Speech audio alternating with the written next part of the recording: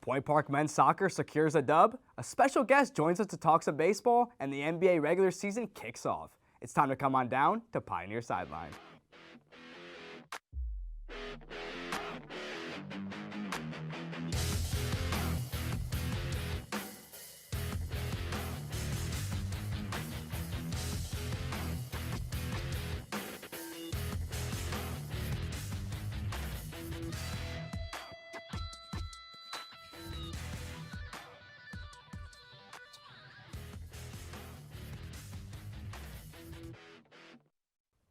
Good evening and welcome to Pioneer Sideline. I'm your host, Matt Palangi, back for another week of sports news. We have all the Point Park and national news for you and a very special guest joining us.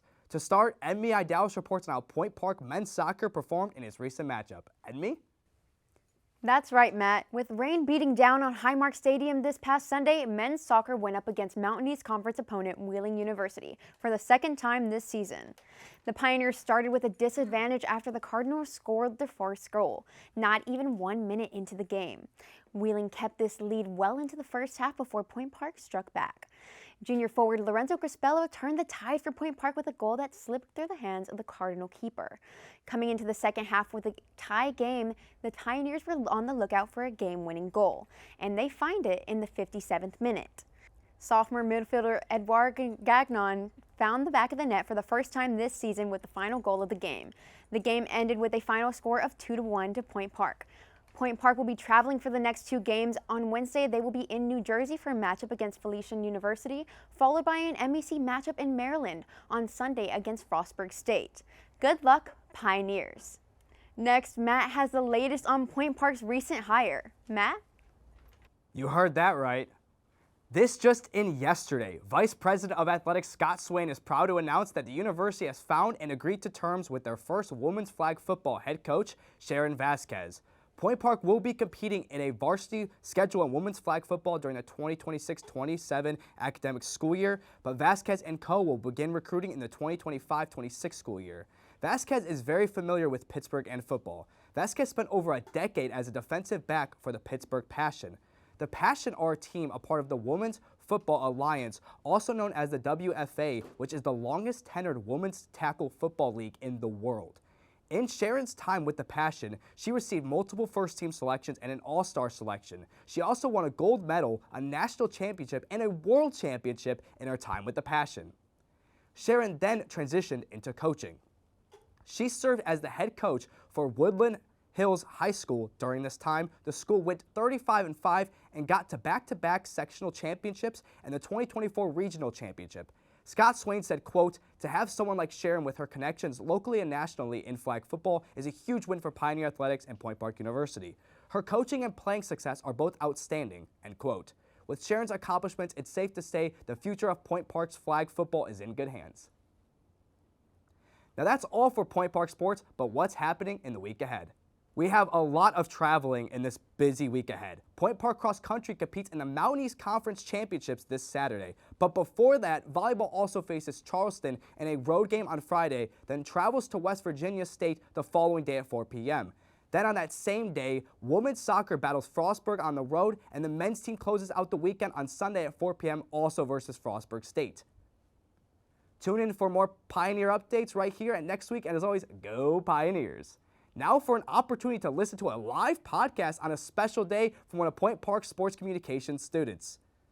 Point Park's Day of Giving special is next Wednesday, October 29th. From 4 p.m. until 7 p.m., get a live podcast from Austin Carnes featuring special guest interviews, drinks, appetizers, t-shirts, and more. Scan this barcode on your screen right now in order to secure a spot and register your seat at this very special Point Park event. After the break, more of what's happening in the sports world. Stay tuned.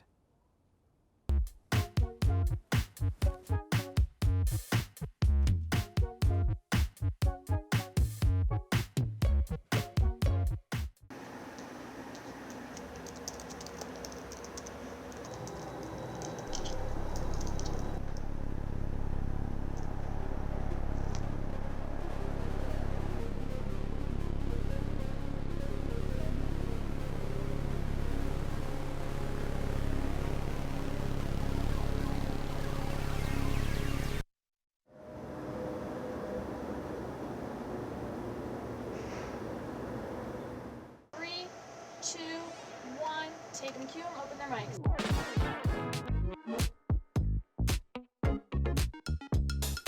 Today marked the 1-year anniversary of the Pittsburgh Post-Gazette strike. Point Park University just hosted a campus-wide meeting. Plans for the rapid transit bus line are not set to conclude until 2025.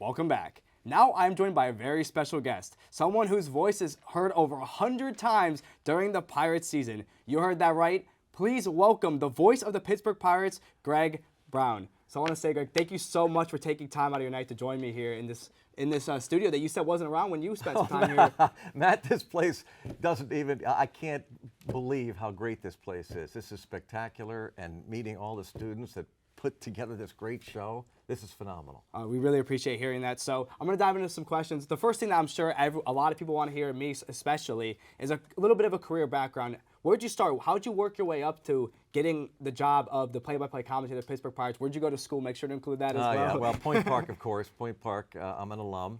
But this is an hour-long show. No, it would take an hour or more to get to, because Matt, as you know, everybody has a different story to tell, how they got to wherever they are in life, and mine was very unique. I actually tried out for the mascot job. I was the backup Pirate Parrot for a while, and then I was an intern at the Pirates front office while going to Point Park. Spent 10 years in the front office doing everything imaginable: marketing, promotion, sales, public address announcing. Another alum, a classmate of mine, Bob Pompiani, called me one time. He was working at KDK. I was with the Pirates. He called me. He said, WFMJ TV in Youngstown, NBC affiliate, is looking for a weekend sports anchor. I think you'd be good at that, and I know that's what you want to do. Long story how I got that. I did. I worked a summer as the weekend sports anchor at WFMJ TV in Youngstown, and then along came this opportunity to do minor league baseball up in Buffalo, New York. They happened to be the AAA affiliate of the Pirates at the time. They were looking for a part-time broadcaster and someone who could put a little radio network together, which I had done when I was with the Pirates. We had about a 50-station radio network with the Pirates. So did that. I went to Buffalo, broadcast not only minor league baseball, but the sports director up there, WGR Radio 55, Pete Weber, who's now the voice of the Nashville Predators. Wow. He threw me into the deep end of the pool, Matt. He not only had me doing some play-by-play on the radio broadcast for the baseball team, I did sports talk. I did morning anchoring on the radio station. I did pre- and post-game between periods work for the Sabres. I did color work for the Buff State basketball team. And then I started hosting the general manager show of the Buffalo Bills, the head coach's show of the Buffalo Bills. Eventually, the owner of the radio station and people from the Buffalo Bills suggested I be the color announcer for the Buffalo Bills. I did that. And so spent 5 years up in Buffalo. The job opened up a second time with the Pirates. I got rejected the first time 4 years earlier, but the second time I sent my tape and resume in, I got the gig, and here I am. That's an incredible story. A lot that I just learned, because I got the opportunity to work with you on a summer camp. We'll get into that summer camp, and we'll talk about some things like that. But I want to ask you, what was the most important thing that got you? Was it like the opportunities, or was it like connections? I mean, connections, I've said this to some other folks around here I've talked to over the years about, not that it should be a negative connotation, but for me it kind of does. Like it may be more relationships than connections, because connections for me means you're going to go out and just, oh, I want to meet that person because he might get me a job or she might get me a job. You're a good person, you meet people, and you're curious, you're interested in any walk of life for that matter, and I think that is what probably helped me as much as anything. I tell the story, and I've got to find the name of the professor here at Point Park, and I think it was one of these studios back here, which has been way different. But it was a tiny cubicle back then. But Matt, one assignment we had was to hand in a 5-minute newscast, to write the newscast and hand it in. And I'm really dating myself, but back then, I think, or maybe I'm just a dinosaur anyway. But back then, I think it was like a reel-to-reel tape. I don't even know if you know what that means. But these are like actual real films, audio film, that you would edit out and literally cut and paste. But anyway, we had to submit that. And when I got it back, and again, I wish I knew the name of the professor, but I tell this story that what catapulted me, I think, to become a broadcaster. I always thought I had some talent, but it wasn't certain as I was going to Point Park and going to broadcast journalism school. But on the front page of my script, in big, bright red ink, it was A++. Greg, do not pass go. Go directly to a job in broadcasting. And then he signed his name, our professor here at Point Park. And you know, not that that happened. I didn't go directly to a job, but it for me, it just kind of confirmed my thought that, you know, if I work hard and do what I need to do, maybe I can get a job in broadcasting someday. Yeah. So thank you so much for sharing that. That's very, very important for me to know, especially a lot of people in the studio, a lot of people that are going to watch are going to be really, really interested in knowing what is going to help them the most. Now, let's switch gears a little bit and focus specifically on the job. What is a preparation like? Like, when do you start preparing for a game, and what are some important notes that you always try to make sure you write down about that game? I want to go back just for a second, backtrack on the thing about that. That's not my great advice to try and get a job. My advice is, and this goes now to this question, it's work. Like I tell people, Matt, I've got a modicum of talent. I've got this much passion and enthusiasm and work ethic. Gotcha. Like nothing, if you want to do something, I don't care what it is, nothing will stop you. But you have to have the drive and desire. Otherwise, forget it. I've met too many people who said they'd love to be a broadcaster, love to be a play-by-play, love to do this, love to do that. And then I meet with them, and it's like I'm meeting a bump on a log. Yeah. Well, have passion for something in life, Right. whatever it is, and then have that dream and go for it. And don't let anybody tell you you can't do it. And just stay focused on it, and don't let anything stop you from it. So now to the question about prep, I could, you know, this is not a lie. You could get up, in my job anyway, and this goes, I think, for any broadcaster, you could get up at 6 in the morning and prepare until first pitch at 6:40, and it would still not be enough time. Because there's so much information that you can gather, so many little things, little nuggets you can find, and there's just not enough time in the day. So you try and parse out that time as best as possible. A lot of time as a major league broadcaster is not only preparing for a game, but it's doing all the other ancillary things, like interviewing another alum at Point Park, our manager, Don Kelly.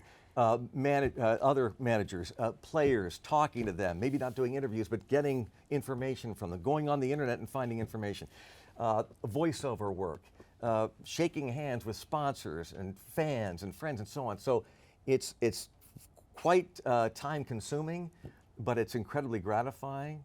And at the end of a long baseball season, which we just completed, I'm really happy with the work that I and we put into it. I'm also happy that for the next few months I can kind of take a deep breath and relax. Yeah, that's amazing to hear. So another thing that some people might not know about you is that you actually help with a summer camp with Point Park University. I am very, very grateful I got to assist with that, show some students some tips or tricks, but mainly also got to mock call a game with you and Bob Walk, which was awesome. What do you want students to get out of that camp? Like, what do you want to see the next generation learn about broadcasting and the ins and outs of the industry? Well, I think, by the way, not to interrupt you there, Matt, but and thank you for your work, because we couldn't have done it without your help. I appreciate that, thank you. And Point Park was so gracious with what they did and all the people that got involved. It's just the start. Yeah, Kyle, and but so many people helped, and it's just the start, just the beginning. And for me, I look at it like, man, if I were that age and trying to think about becoming a broadcaster, what an opportunity to go to a Major League Baseball broadcast booth, ballpark, broadcast a game with the Major League announcers. That's a learning experience in itself. But I also think that maybe and we went to the studios at FSN Pittsburgh as well, got a chance to hang out at the desk there and talk to some of the people that run the pre and post game shows, and just an opportunity really to find out, is this kind of what I want? Yeah. And maybe it kind of lights a fire, like, yeah, this is it. I want this. I want to be here someday. I want to be in a Major League Baseball broadcast or in a studio. And if not behind the desk here, all the other jobs that are involved, Matt. You know that. Yeah. The work that gets involved. I tell people that it's incredible how many people are involved in putting on a Major League Baseball broadcast, not just the announcers, the stage manager, the producer, the director, the associate producer, the associate director, the TDs, all the people in the truck, the cameramen and women all over the place. You've got folks that run here on these shows, teleprompters, so many people trying to put this whole thing together. And when it works, when you have a good game, you have a good broadcast, and all the people kind of come together, it's like putting on a great symphony. Everything, all the instruments work, all the musicians are working in tandem as a team, and it comes out, and it's a beautiful finish to what we hope will be a winning game. But regardless, it's a well-produced and well-done broadcast. Yeah, absolutely. So kind of a more general fun question. What's like the favorite part about your job? Because when you, like on paper, it's very glorified in a sense. Like it sounds very, very fun. Of course, we're in Pittsburgh. Everyone loves the Pirates, and they're so used to hearing you. They love hearing you, I'm sure. So what's something that you... I don't know about that. Thanks for saying that. Is that in the teleprompter? No, it's not. No. Came up You with went it on off the spot right script here, again. right? No, but what is like overall your like the part you enjoy the most? Just real quick. You know, but for me, it's the prep. It's the prep. It's when I get to the ballpark, it's like 1 o'clock in the afternoon. It's all quiet. The grounds crew is working on the field. I'm up in the 4th level. I'm looking down. The windows are open to see the skyline, and I'm prepping for a game, and uninterrupted, and I'm getting ready, and that's my most enjoyable part of the day. Well, that's so amazing here, and I want to thank you so much for coming Thanks, on. brother. Unfortunately, that is all the time we have for you this week. I want to thank you so much again for coming Thanks, on. Matt. So next we have Jake Bell reporting under the Friday Night Lights, covering a recent Whitfield matchup. Jake? It's homecoming in Hopewell as the Vikings host the Central Valley Warriors in the Section 3A matchup. Central Valley would get on the board first, thanks to a 36-yard field goal by Dominic Pratt to give them the 3-0 lead. On Central Valley's very next drive, running back Ethan Shearer converts on an 11-yard score on the ground, giving the Vikings a 10-0 lead. Hopewell would drive down the field, hoping to make it a one-possession game, but a throw from James Armstrong was broken up by Ethan Andrusek, resulting in a turnover on downs. Ethan Andrusek continued his stellar play with an interception taken all the way down inside the 20. Central Valley once again calls the leg of Dominic Pratt for a 27-yard field goal, giving Central Valley the 13-0 lead at half. Central Valley would maintain this lead, traveling to Tony Dorsett Stadium to defeat Hopewell 23-7. I'm Jake Bell, joined by Peyton Celesti and Nathan Shivens on the coverage of this week's featured Whitfield matchup here on Pioneer Sideline. We will be right back with more breaking sports news. Don't go anywhere.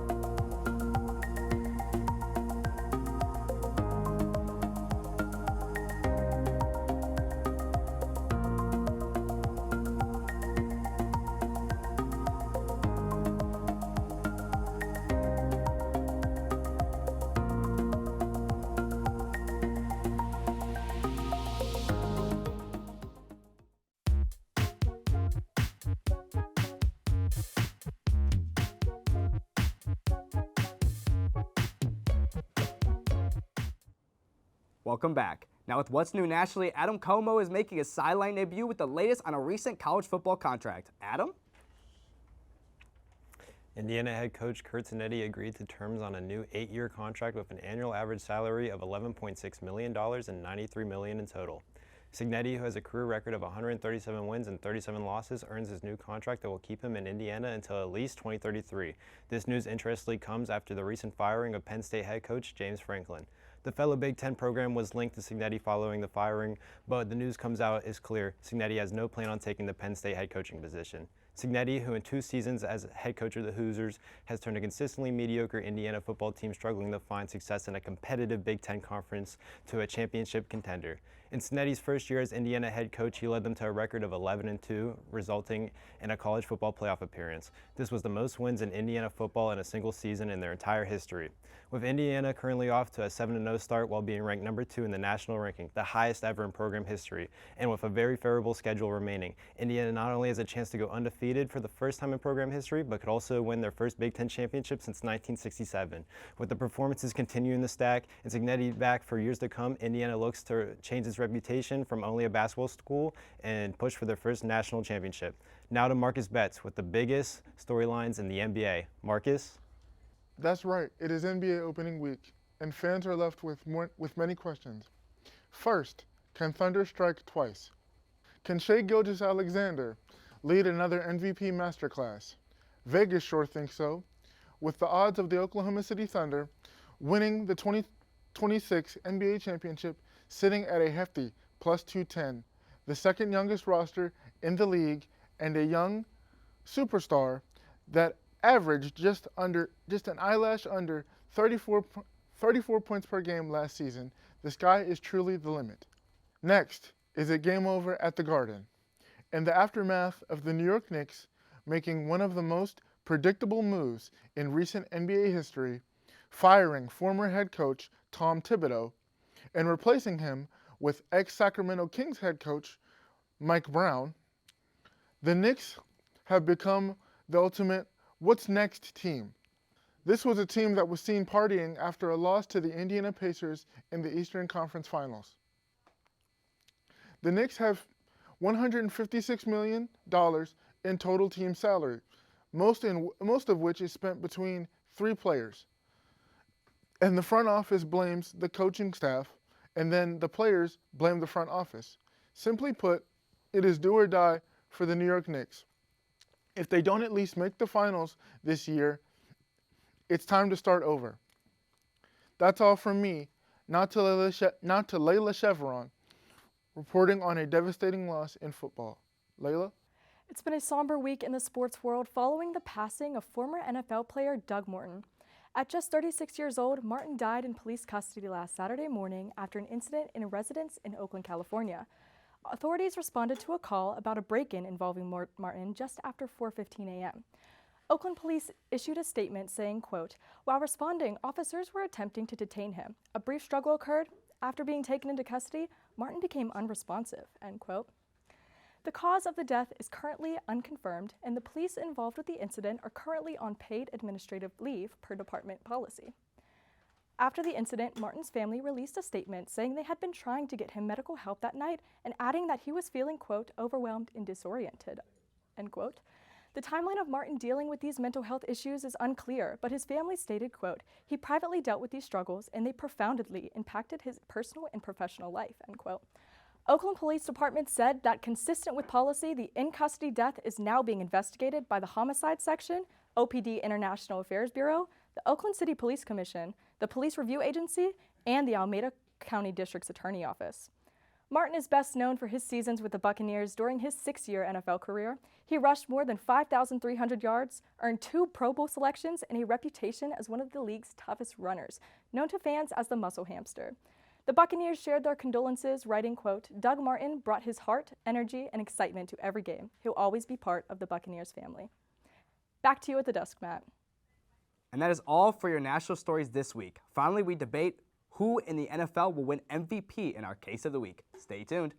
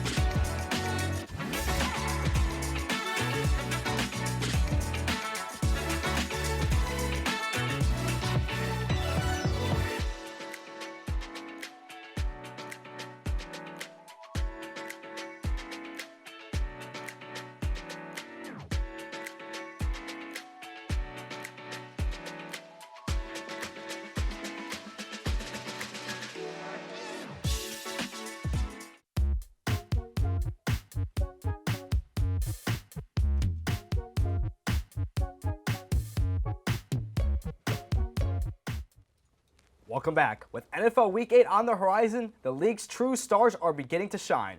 We are here to discuss who leads the coveted MVP race. I am joined by Ryan Thiele, Luke, and Austin to discuss this. So guys, it is a very contested race right now. I was looking at the odds today, and there's a lot of names on that list. I want to hear just overall, who do you think should be the front runner for the MVP race as of right now? As we sit here going into, we're about at the halfway point, we're getting close to trade deadline season. I think Baker Mayfield at this point is your MVP or should be your front runner for it. He's looked amazing for the talent that he's lost so far. Chris Godwin hasn't been the same since that injury. Mike Evans just went down last night. And then Buka has been dealing with a little lower body injury left and right. So the stats he's putting up with not having three of his starting receivers at all times should be in there for MVP race. There's other people are looking great, but I think Baker this is a whole different Baker than we've seen in the past. So do you, I'll get to that question. What about you, Luke? Do you agree with Baker? No, I don't, especially after last night. Right now I got Drake May. I think Drake May's definitely been the most polished quarterback this year. Austin didn't like that very much. He has the highest completion percentage. He's been sacked the most out of any quarterback, and his weapons are significantly worse than what Baker's dealing with, and his offensive line significantly worse. And he's put up just as good as stats as Baker. He also hasn't thrown an interception, and he's been the last 4 weeks. He hasn't thrown an interception. Only 2 interceptions on the year. So. Yeah, there's no denying that Drake May is balling right now, but I'm in agreement with Ryan, actually. I'm going to go with Baker Mayfield. And to add on what he was saying, not only is he down his 3 starting receivers, he's also down Bucky Irving, which is a big loss for them in terms of their running game. I mean, we all know to open up the passing game, you need to have a star running back. Tampa Bay does not have that. And not to mention, they've worked with 5 different offensive live variations through the first 7 weeks of the NFL season. So they have not had the odds in their favor, and Baker has still put the entire team on his back. So I'm going to agree with Ryan. I'm going to go Baker Mayfield. I've heard a lot of Baker talk. Obviously, you're two Baker conversations. Now, I would argue he's not even top 3. I would say that I think Drake May's above him, especially after yesterday's performance. He was terrible in the first half. How many points did they have? 3, 0? I don't know if they scored in the first half of the game. His first bad game of the whole season? It's not his first bad game. It's his first horrible game of the whole season. He played abysmal in the first half against the Eagles. They literally didn't score they didn't score a touchdown until the third quarter of the Eagles game, and he happened to throw 2 70-yard touchdowns. One was a real route to Bucky, but the Eagles were playing prevent defense because they were up 18 at that point, and they scored anyways. But then Baker gets a chance to actually tie it and throws an interception in the goal line against the Eagles. I wouldn't even say Baker's top 4. I would say Mahomes, give me Drake May at this point, and give me Dak Prescott as well over him. I think Baker's still top 3. I don't think Dak's better. I got Drake May, Mahomes, and I think Baker's 3rd. I got Baker, Mahomes, and then you got to throw Allen up there. No, you don't. I got to throw absolutely Allen don't. You absolutely Allen don't. should be in that top 3. No, you absolutely what don't. he's trying to do in Buffalo with nothing up there, I respect him for what he can do. What do you mean nothing I would up there? argue Josh Allen has better weapons than Drake May.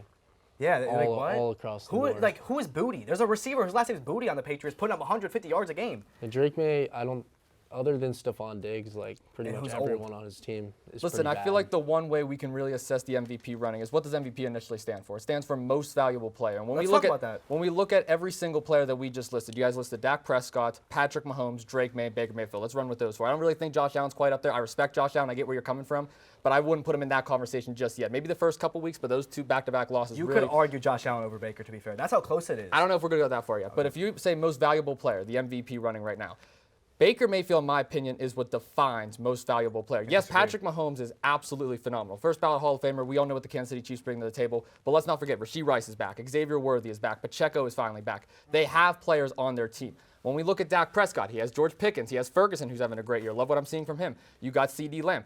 Who does Baker Mayfield have right now? Again, he is the most valuable player to this team. He is the most valuable. He is when he's there, but he was not 2 games in a row. He just came back. We saw Mike Evans. He returned. Then he went down with that concussion.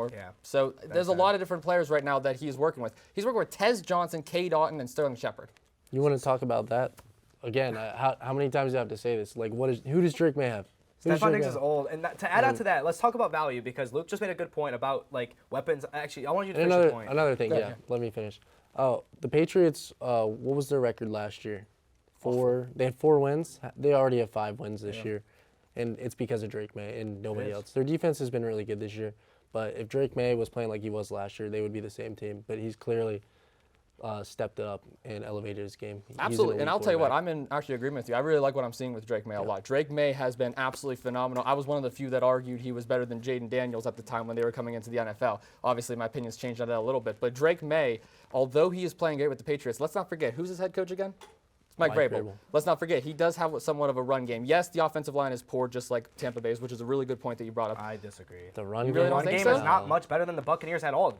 What has Really? Travion Henderson done? Ramondre Stevenson's not really that great at all. Their run game has been I abysmal don't with know all about the that. turnovers I from don't the know run if I game. agree with you. I just can't believe you guys are just brushing. many fumbles. Okay, I want to add to your point about Go ahead. value, right? There's a quarterback in the NFC that's leading in almost every statistical category compared to Baker Mayfield that is forced to put up 30 points a game in order to tie a football game. Same quarterback that lost to Carolina and Chicago. We're Who talking put about up that, 27? right? Just wanted to add, No, we can't argue that though because we're talking about value. If Dak Prescott makes a single mistake, his team loses. Baker Mayfield can make a mistake. Dak I Prescott have to has disagree with you. way better weapons. The defense for the Buccaneers can't handle a mistake. Oh by yeah. Baker. Oh, I'm If sure we're the being defense honest. of the Matt, Cowboys let's- is great at forcing mistakes. Yeah, so is the Buccaneers. If the Cowboys, if Dak Prescott makes a mistake, the one game he made a pivotal mistake, they lost to the Bears, 31 and to the 17. same thing happened with the Tampa Bay as last night. Baker played terrible, and that defense couldn't hold up. Let's just be honest there. But that so defense that's not is an not argument. the Cowboys' defense. That defense is not even close to the Cowboys' defense. I think it's pretty close. How many if we're times being is honest. Baker Mayfield is not putting out 40 every single week just to tie football games? Dak Prescott is the most. I understand what you get about his weapons. I understand CeeDee Lamb, George Pickens. I understand they're all great. Javonte Williams was not good until he came on the Cowboys. You could argue that the pass game, how elite it is. Brian Schottenheimer's been great with the play action. I love what he's done with Dak Prescott so far. But the fact that we're overseeing the fact that the word value, if the Cowboys, and I'm going to be straight up, this is actually how I feel, because I don't think Dak Prescott should be the front runner right now. If the Cowboys make the playoffs and Dak Prescott does win MVP, it'd be a robbery. I'm being so serious. Because that defense cannot hold a light pole running a football. And the light pole doesn't move. That defense is the worst defense I've ever watched, but their offense, I'd argue, is the best offense I've watched in at least 5 years. I know the Lions are really good too, don't get me wrong. But if Dak Prescott makes a mistake, they lose every single game. He has to play perfect football. So if you put Dak Prescott in the same situation as Baker Mayfield right now, does he have as He many is a wins? better pre- and post-snap quarterback than Baker Mayfield. I have to disagree and he's with making, you. he Sure? absolutely is. I have to Talking about disagree with you mistakes. on that one. Drake You give May Dak just- Prescott, Sterling Shepard, Tez Johnson, K. it's Dotton, Rashad White, same results. I mean, if you watch more, I'm not even going to go there. I think we're running out of time, but in my opinion, I think if you just watch both of the guys play, if you watch ball placement, pre-snap, post-snap control, Dak Prescott has been better than Baker this year. Let's not forget Drake May just beat an all-time Tom Brady record. Let's not Go forget Drake about May. that. The competition is very, very close. I see we all have mixed opinions, but unfortunately, that is all the time we have this week. Be sure to join us next week at the same Pioneer time, the same Pioneer channel, and the same Pioneer sideline.